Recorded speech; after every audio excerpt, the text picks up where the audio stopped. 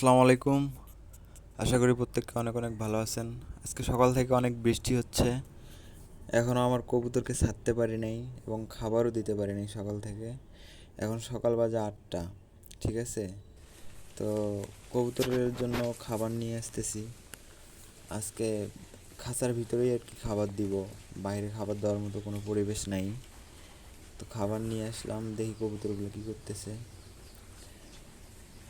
কবুতর সব নিচে নামছে। আসলে বৃষ্টি হচ্ছে, করার কিছু নাই, বাইরেও যেতে পারতেছে না, তাই ভিতরেই খাবারগুলো দিলাম।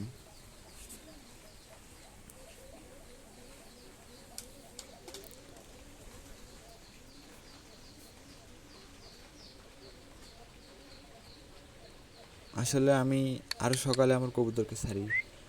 গ্রাম তো, মনে করেন যে 7টা বাজে গ্রামে অনেক, মানে সবাই ওঠে রুম থেকে, 7টার আগেই ওঠে। তো আমিও 6টা 7টার ওই দিকে উঠে কবুতরগুলোকে ছাড়ি আর কি। কবুতরগুলোকে ছেড়ে খাবার দেই। তো আজকে একটু লেট হলো খাবার দিতে বৃষ্টির কারণে।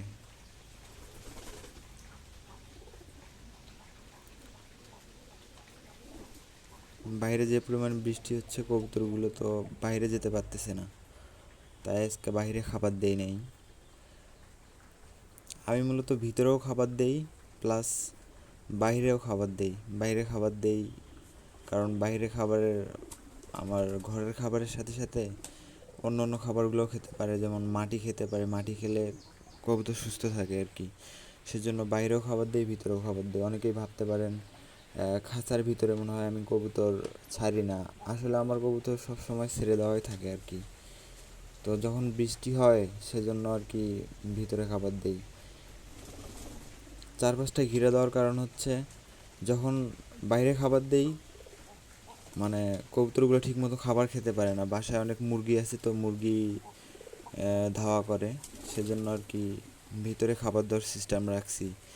যেহেতু অনেক ঝড় বৃষ্টি হয়, ঝড় বৃষ্টি হলে বাইরে তো খাবার দেওয়ার কোনো সিস্টেম থাকে না, সেজন্য ভিতরে এরকম করে ঘিরে রাখছি, যেন মুরগি বা অন্য কিছু না ডিস্টার্ব করতে পারে খাবার দেওয়ার পর।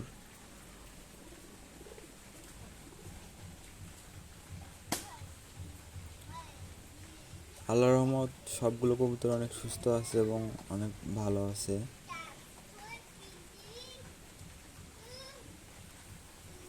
আসলে আমি একটু আমার কবুতরকে বেশি কেয়ার করি আর কি, মানে বেশি দেখাশোনা করি। গ্রামের কবুতর হিসেবে যে একটু খাবার কম দিব বা এদিক সেদিক গিয়ে খাবে, তা কিন্তু নয়। আমি সব সময় খাবার নিয়ে এসে রাখি, যেমন গম, ভুট্টা, আমাদের আবাদের ভুট্টা আছে, তো ওগুলো আধা ভাঙা করে দেই। তারপরে গম কিনে নিয়ে আসতে হয়, গম আর ভুট্টা মিক্স করে ওগুলোকে খাওয়াই।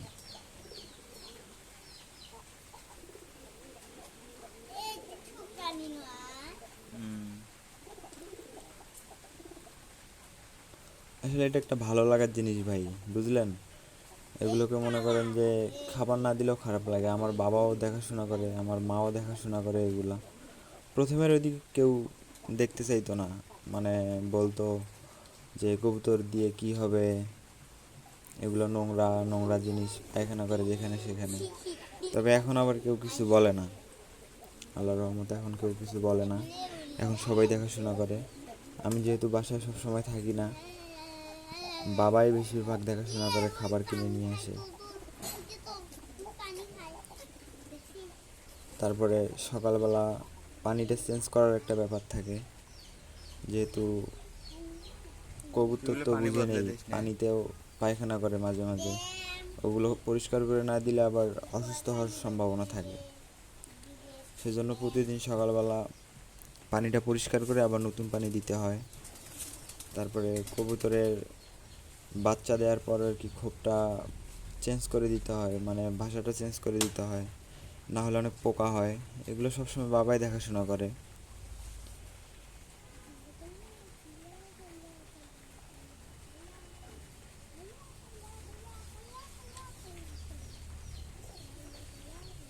আশা করি সবাই ভালো থাকবেন এবং আমার চ্যানেলটি একটু সাবস্ক্রাইব করে দিবেন। খোদা হাফেজ।